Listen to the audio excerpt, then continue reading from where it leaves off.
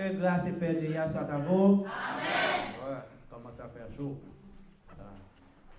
Il y a plus de fois là, c'est fini. Là, on voit beaucoup de soleil, beaucoup de chaleur aujourd'hui. Pensez, ça, 22 degrés, on va avoir aujourd'hui. Ça, il faut le faire. Hein? Bon, comment nous y est? Tout le monde en forme? Ok. Nous sommes contents d'être présents aujourd'hui pour étudier la parole du Seigneur. C'est toujours un plaisir d'être avec vous, chaque fois que nous avons le privilège. Et nous espérons que c'est la même chose pour vous aussi. Nous poursuivons avec notre révision de Ésaïe 9, paragraphe 5-6. La première personne qui trouve ce texte serait assez aimable de faire la lecture pour nous, s'il vous plaît. Ésaïe 9, paragraphes 5 et 6. Car un enfant nous est né, un fils nous est donné, et la domination reposera sur son épaule. On l'appellera admirable, conseiller, Dieu puissant, Père éternel, Prince de la paix. Merci, frère Franz. Ça, c'est une traduction des propos que Ésaïe a tenus à l'endroit du Messie.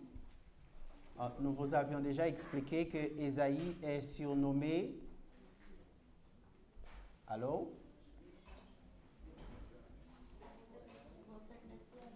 Ésaïe est surnommé le prophète messianique. Pourquoi? Merci, c'est Yannick. Parce que c'est lui qui a annoncé la venue de l'enfant. Parce que Ésaïe, c'est le prophète qui a beaucoup plus parlé de la venue du Messie. C'est pourquoi on le surnomme le prophète messianique. Et d'ailleurs, lorsqu'on prend la signification même de son nom dans la langue hébraïque, c'est le même sens que celui de Jésus. Parce qu'on a Yeshayahu. Yahweh, lui, il est le sauveur. Yahweh est salut. Yahweh sauve. Donc, Ésaïe a reçu beaucoup de prophéties concernant le Messie. Et nous sommes au passage 9, paragraphes 5 et 6. Et là, il a dit qu'un enfant nous est né. On a déjà passé en revue cette séquence. Et il a poursuivi en disant, un fils nous a été donné. Donc, nous avions expliqué que les deux mots enfant et fils amènent une sorte de nuance. Donc, un enfant n'a pas le même sens qu'un fils. Parce que quand on parle d'enfant, on parle à caractère général. Mais quand on va comme fils, fille, on est beaucoup plus dans le spécifique. Pourquoi? Parce qu'on veut faire ressortir le lien de parenté. Hein? La filiation, ce qui lie les personnes. Si, par exemple, je dis mon fils, on comprend, je parle de l'enfant que j'ai engendré ou bien que j'ai adopté. Donc, je veux faire ressortir un lien, le lien qui nous unit. Mais si je dis nos enfants, par exemple, ce n'est pas nécessairement les miens, c'est tous les enfants. Donc, c'est ce sens que Ésaïe a fait ressortir ici en disant un fils nous a été donné. Donc, on a parlé en long et en large de ça dimanche dernier. Et quand on parle aussi du verbe donner, donc quand on reçoit quelque chose, c'est un cadeau. Et un cadeau, quand on reçoit un cadeau, on fait ce qu'on veut avec. Donc, le donateur, il n'a pas un droit de regard sur le présent qu'il a fait. Donc, il l'a donné. La même chose, Yahweh a donné son Fils unique. Et il l'a abandonné à ceux qu'il avait reçus. Ah ouais? Donc, c'est le don. Quand on fait un don, Donc, on l'oublie. Et le don, généralement, un cadeau se fait par amour. Si vous n'aimez pas quelqu'un, vous n'allez pas lui faire des cadeaux. Vrai ou vrai? Si j'aime pas ta face, je ne te fais pas de cadeau. Le plus souvent, quand on n'aime pas quelqu'un, on veut qu'il disparaisse de notre vie, n'est-ce pas?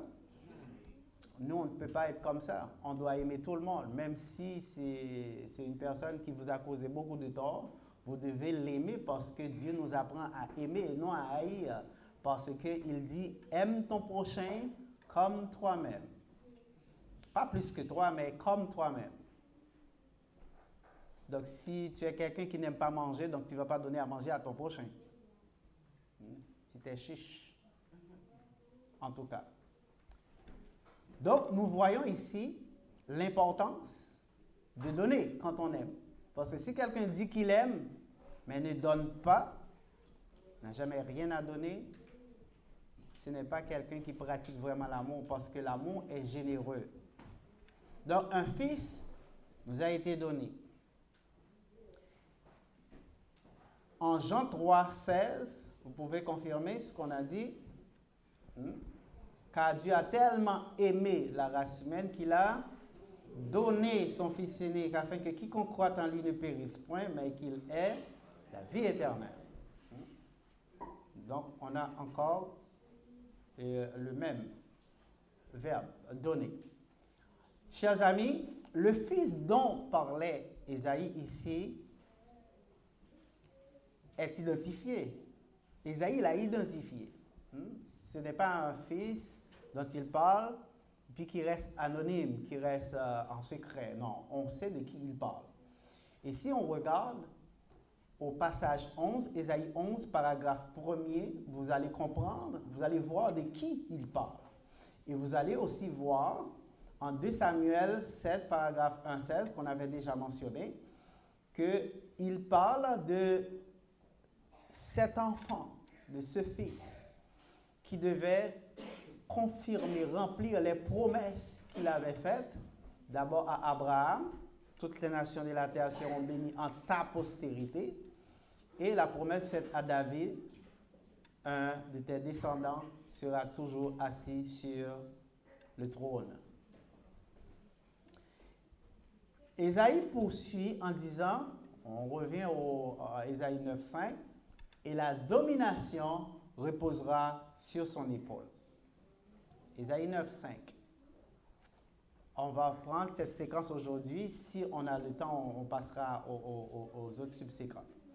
Donc, dans le texte hébreu, vous vous rappelez que la Bible est écrite l'Ancien Testament est écrit en hébreu, le Nouveau Testament est écrit en grec, avec quelques livres, principalement le livre de Daniel, en araméen.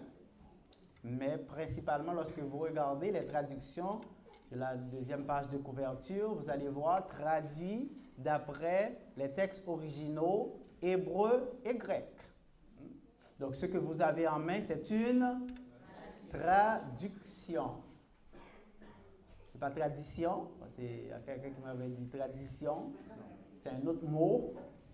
C'est proche, la prononciation, mais ce n'est pas la même chose. C'est une traduction, ça vient du verbe traduire. Donc, on a traduit les textes originaux pour les mettre dans une langue qui soit accessible à certains peuples. Donc, la Bible, c'est le livre qui est le plus traduit au monde. Toutes les langues qui existent, vous allez trouver une traduction de la Bible dans cette langue-là. On ne parle pas des dialectes qui n'ont pas de grammaire. Là. On parle de langues qui sont des langues structurées. Donc, vous allez trouver une traduction de la Bible là-dedans. Vous avez une traduction en créole, mais c'est très, très mauvais comme traduction. Donc, les traductions ne sont pas fiables de toute façon. Il faut se fier à l'original. C'est pourquoi on va à l'original pour éviter tout type de problème, parce que souvent, la personne qui traduit n'est pas chrétienne, ce n'est pas quelqu'un qui connaît la doctrine du Christ, c'est quelqu'un qui a une connaissance scientifique dans la langue et qui traduit. Mais il faut faire attention d'aller à la source. Dans le texte hébreu, nous voyons Vatei ha-mishra al-shekemo. Nous avons la domination. Ici, la domination reposera sur son épaule. La domination ha-mishra. C'est un mot qu'on peut traduire aussi par gouvernement, pouvoir, et certains traducteurs utilisent aussi empire. Donc, le pouvoir, l'autorité, l'empire, le gouvernement est placé sur son épaule. Donc, Jésus-Christ, c'est la personne qui allait restaurer le royaume à Israël. Ce n'est pas restaurer le royaume d'Israël, ce qu'attendaient les Juifs, mais il allait restaurer le royaume à Israël. La différence est importante parce que c'est lui qui allait poser les fondements de ce royaume par le biais de sa mort, son ensevelissement, sa résurrection et son apparition à Céphas. En Matthieu 16, paragraphe 18, il avait dit à Pierre, et moi je te dis que tu es Pétros, et sur Pétra, je bâtirai mon église, mon royaume. Donc l'église, ici dans ce contexte, c'est le synonyme de royaume, parce que le royaume de Dieu, c'est l'église. Comment? Souvent, les gens n'arrivent pas à comprendre cette partie. L'église, c'est le royaume dans sa phase terrestre, parce que le royaume a deux phases. Il y a une phase terrestre et une phase céleste. La phase terrestre, c'est la phase où tous les sauvés sont transférés après leur naissance spirituelle. C'est-à-dire une personne qui a entendu les 4 éléments de l'Évangile, qui accepte que Christ est mort, il est enseveli, il est ressuscité, il est apparu à Céphas, et qui, par la persuasion dans ces 4 éléments, pose des actions concrètes pour l'amener sur le chemin du salut. Parce que vous savez, après avoir entendu le message, il y a des actions que vous devez poser. Qu'est-ce que vous devez faire? Vous devez vous faire baptiser. Celui qui croit et qui est baptisé sera sauvé. Donc il n'est pas dit celui qui croit sera sauvé, mais celui qui croit plus, qui se fait baptiser dans le pardon de ses péchés, sera sauvé. Donc nous voyons ici une équation à 2 éléments ici. C'est croire plus baptiser égale sauver. Donc une fois qu'on a franchi ces 2 étapes, on a cru, on s'est fait baptiser, maintenant on est sur la voie du salut. On n'est pas sauvé comme définitivement, mais on est sur la voie du salut. On va garder, conserver le salut tout autant qu'on reste dans le royaume, tout autant qu'on reste attaché à Christ, tout autant qu'on reste ancré dans la doctrine. C'est ce qu'on va voir un petit peu plus tard en Jean 15, lorsque Jésus a dit « Je suis le vrai cep et mon Père est le vigneron. Tout sarment qui se détache de moi, bien ils vont perdre, ils vont se perdre, ils vont être brûlés au feu. » Donc, on doit rester attaché à Christ pour garder la vie parce qu'il a dit « Celui qui persévérera jusqu'à la fin sera... » Il dit « sera », pas sans raison que le verbe est au futur, parce que le salut n'est pas quelque chose qui est garanti une fois qu'on l'acquiert par le baptême. On l'a, mais il faut le conserver. Si on ne le conserve pas par la persévérance, dans la persévérance, on va perdre son salut. C'est clair pour nous? Jusqu'à maintenant? Oui. Parfait. Maintenant, il a dit, je bâtirai mon église. L'église, c'est le royaume. Pourquoi? Parce que nous voyons chaque personne qui s'est fait baptiser par le Saint-Esprit après avoir reçu l'Évangile. 1 Corinthiens 12, 13. Nous avons tous été baptisés par un seul esprit pour former un seul corps. Et qu'est-ce que le Seigneur a fait par la suite, après le baptême? Acte 2, 47. Et le Seigneur ajoutait à l'ensemble dans un seul lieu ceux qui étant sauvés. Et ces gens qui sont ajoutés, qu'est-ce qu'ils doivent faire? Acte 2, 42, il persévérait dans l'enseignement des apôtres, dans la fraction du pain, dans la communion, dans les prières, etc. Donc, on doit rester dans la persévérance. C'est important. Et c'est en restant dans la persévérance qui va nous garantir au dernier jour le salut. 1 Corinthiens 15, 24, qu'est-ce qu'il dit? Ensuite, ce sera la fin. Lorsqu'il remettra, prendra le royaume et le remettre à son Père. Jésus-Christ va revenir et il va prendre le royaume. Le royaume, c'est quoi? C'est l'Église.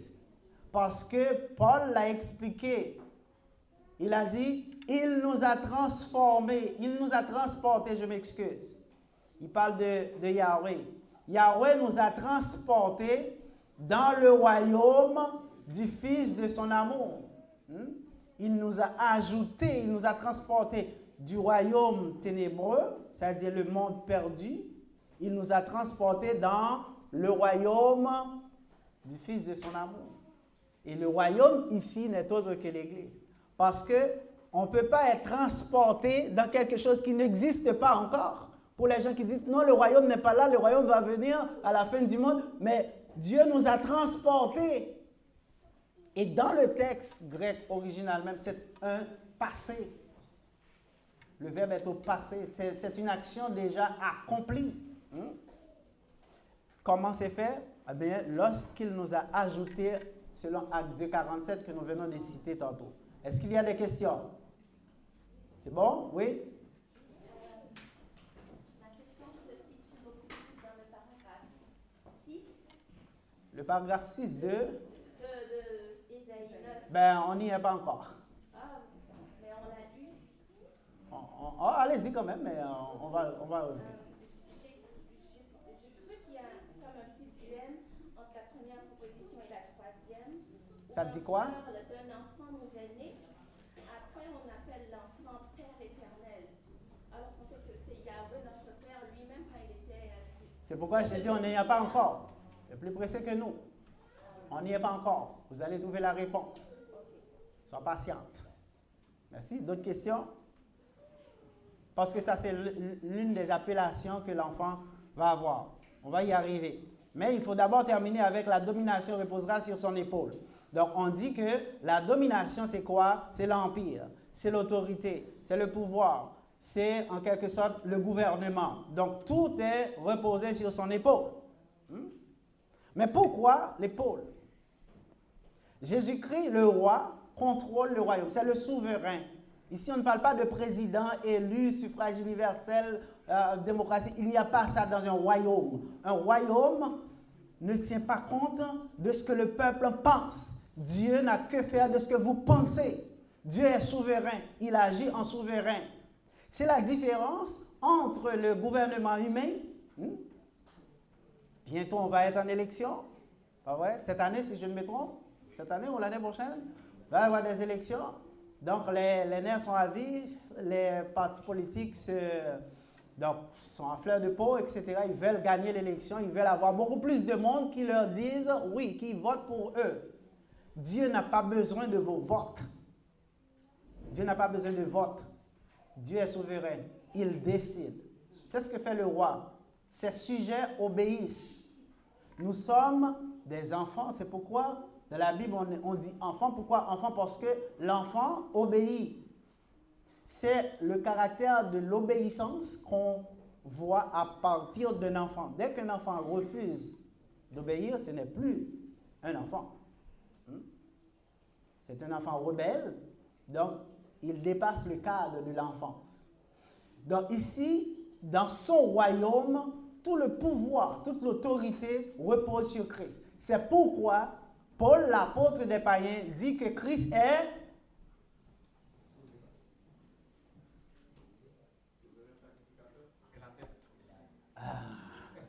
la tête. Christ est la tête de l'Église. C'est-à-dire, c'est le cerveau de l'Église. C'est-à-dire, c'est c'est celui qui pense, qui décide. Parce que c'est la tête qui mène le corps. Le corps ne peut pas décider de faire un mouvement si l'ordre ne vient pas de la tête. C'est de la tête que nous dirigeons tout notre être. Parce que le corps obéit aux ordres émanés de notre cerveau. Donc Christ est le cerveau, c'est-à-dire le centre de commandement du corps. C'est le cerveau. Vous êtes d'accord avec ça? Si vous n'êtes pas d'accord, de toute façon, si vous n'êtes pas d'accord, c'est la réalité, c'est ça l'affaire. Christ est le cerveau. Donc, la domination, le pouvoir, tout se concentre en Christ. C'est lui qui décide. Tout ce qui doit être fait dans son royaume se trouve déjà établi dans sa doctrine. Et c'est pourquoi tout ce qui se fait en dehors de sa doctrine dans le royaume, eh bien, ce royaume-là perd son authenticité. Eh bien, on parle de synagogue de Satan. Synagogue ou Satana. Si vous regardez Apocalypse. Donc, il dit, l'autorité repose sur son épaule. Mais si vous regardez les armées des hommes, l'armée canadienne, américaine ou n'importe quelle armée au monde, qu'est-ce que vous allez remarquer sur l'uniforme des soldats, des officiers, des soldats, etc. Qu'est-ce que vous allez remarquer? Si vous regardez. Sur les épaules. Qu'est-ce que vous voyez sur les épaules? Donc, pour connaître le grade, c'est ça on dit le grade? Un grade, c'est ça? C'est un, jusqu'à présent. Je pense. C'est pas ça. Pour connaître le grade d'un soldat, on doit regarder sur son épaule. Généralement, vous allez voir des galons, des écussons, des épaulettes qui indiquent le grade, le rang de ce soldat. Okay? Toutes les armées fonctionnent de la même manière, mais ils n'ont pas les mêmes symboles. Mais généralement, le symbole de l'autorité se porte sur les épaules. C'est pourquoi on dit que la domination reposera sur ses épaules, c'est-à-dire l'autorité, le gouvernement. Donc, les armées humaines s'inspirent de la parole du Tout-Puissant pour se former, pour, en quelque sorte, organiser leur propre corps hiérarchisé. Parce que dans une armée, c'est un corps hiérarchisé, ça veut dire qu'il y a la hiérarchie, il y a des niveaux de grade, d'autorité, et ça va en strates, et on doit obéir à l'ordre dans une armée. On ne pose pas de questions, on obéit. Oui, chef. C'est fini. À vos ordres, chef. Parce que dès que l'autorité parle, si tu n'obéis pas, eh bien, c'est la cour martiale. Mais c'est pourquoi on dit l'autorité repose sur les épaules. La domination reposera sur l'épaule de ce fils dont on parle. Question jusqu'ici? C'est bon? Et comme la domination, toute l'autorité repose sur ses épaules, eh bien, il va être dénommé. Et dans le texte original, nous voyons, on l'appellera admirable conseiller, Dieu puissant, Père éternel, Prince de la paix, Vaikra Shemo, Peleyoet, El Gibor, Abiad, Sa Shalom. On l'appellera, de l'hébreu, Vaikra Shemo. Vaikra Shemo peut se traduire aussi par « il sera appelé », on lui donnera le nom de, ou bien son nom sera appelé. Ça, cette expression. On peut traduire cette expression par ces moyens-là. Parce qu'on a Shem en hébreu, dont l'équivalent est onoma en grec, c'est le mot qui signifie nom en français.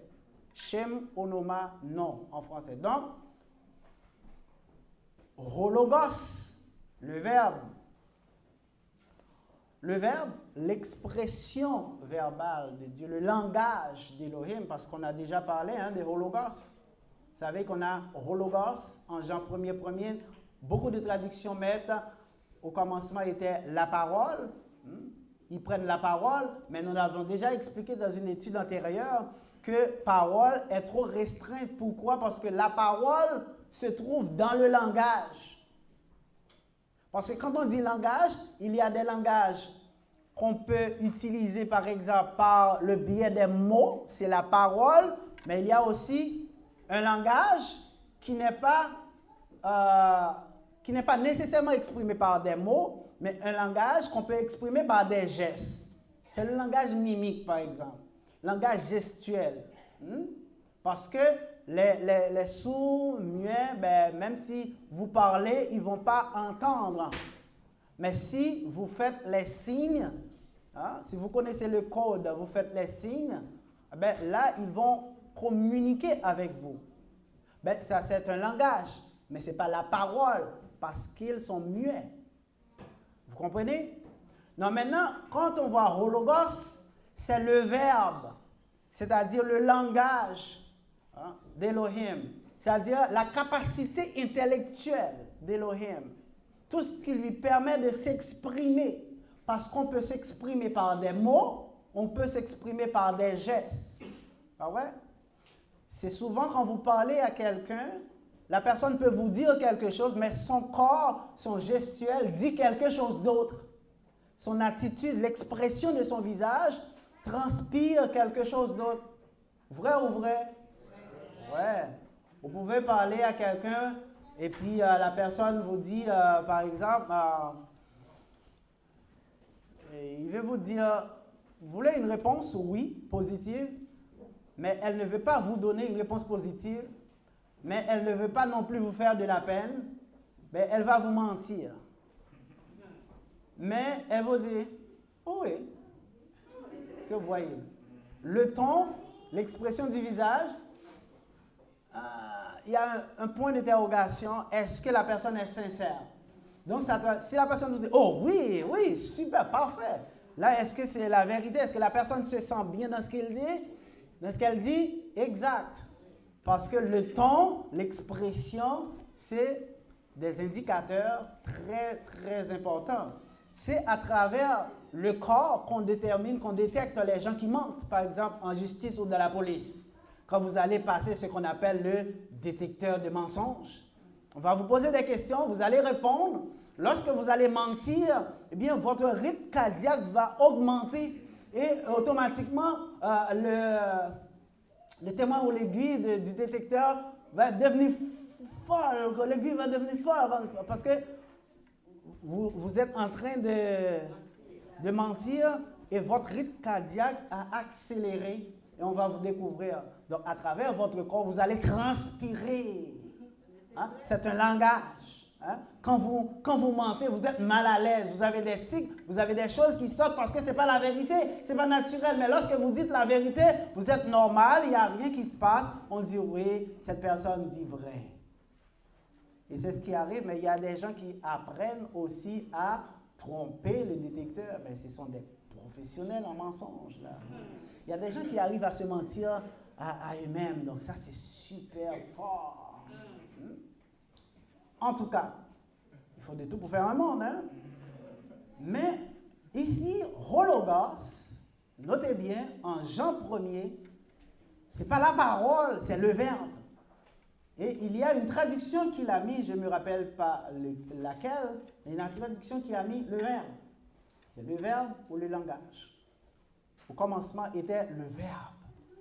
Le verbe était avec Dieu et le verbe était Dieu. C'est pourquoi lorsque vous continuez à lire le paragraphe, disons le passage, dans les paragraphes subséquents, vous allez voir, il a donné le pouvoir de devenir enfant de Dieu.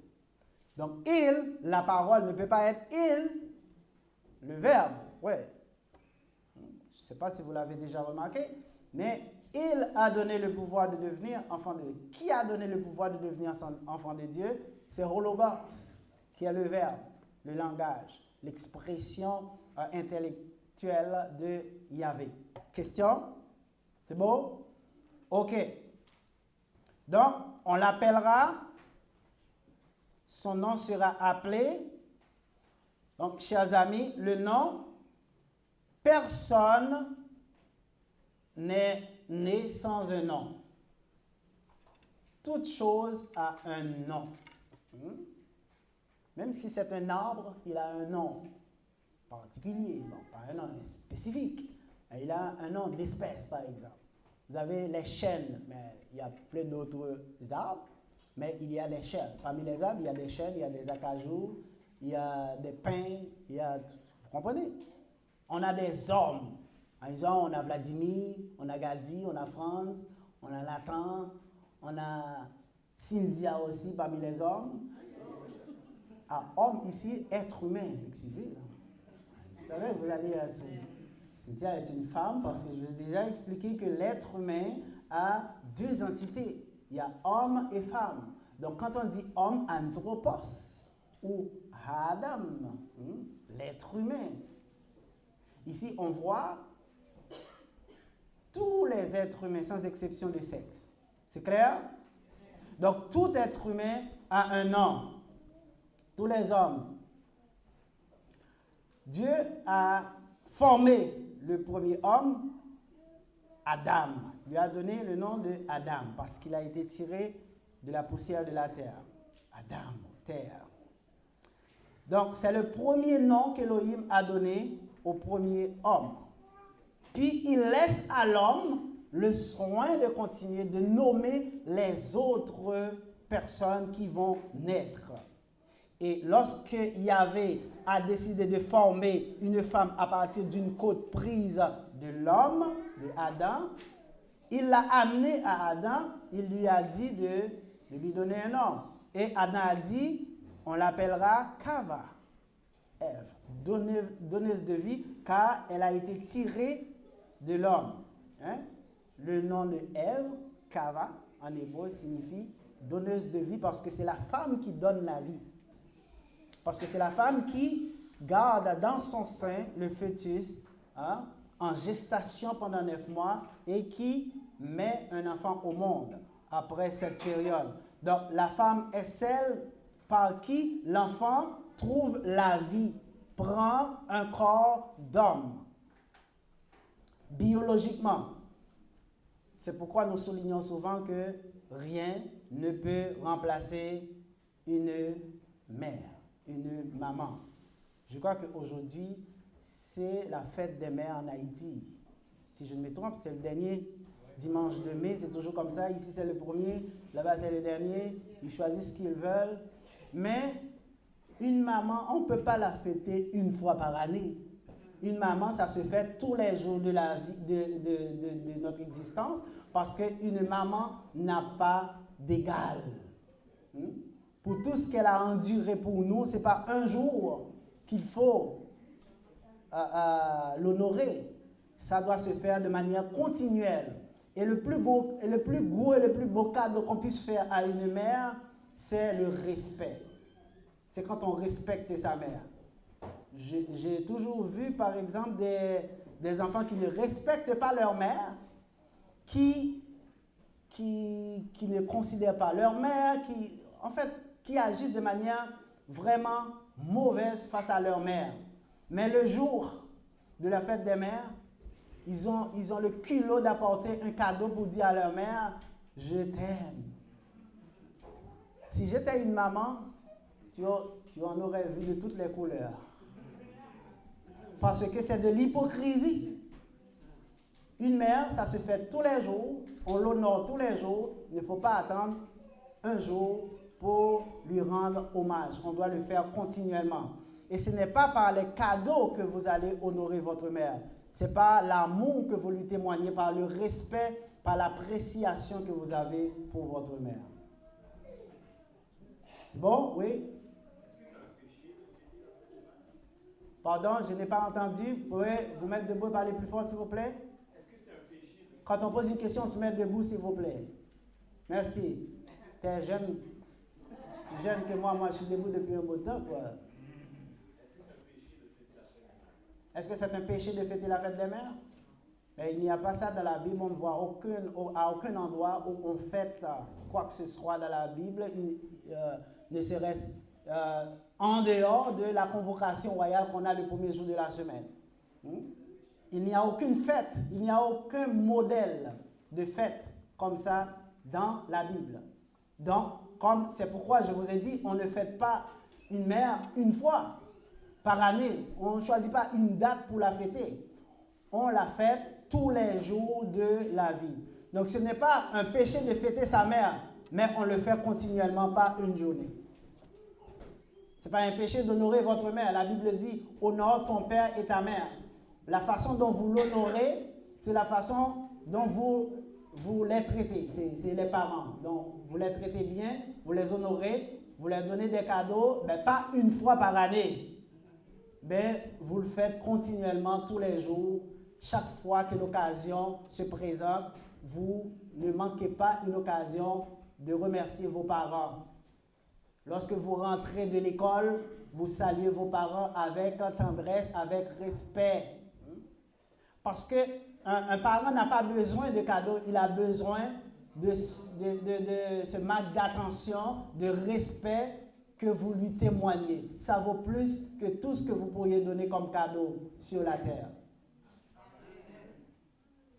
Donc, pour répondre à la question, non, ce n'est pas un péché de fêter sa mère, mais oui, c'est mal de le faire une fois par année. Et c'est pourquoi, nous, à l'Église, on se garde de pratiquer ce genre de célébrations qui ne viennent pas de Dieu, de la Bible, mais qui viennent de la société. Ne vous conformez pas au siècle présent. Parce qu'on n'a jamais vu dans la Bible où Jésus apportait un cadeau à sa mère. Le jour, ça n'existe pas. D'autres questions? C'est bon? OK. Donc,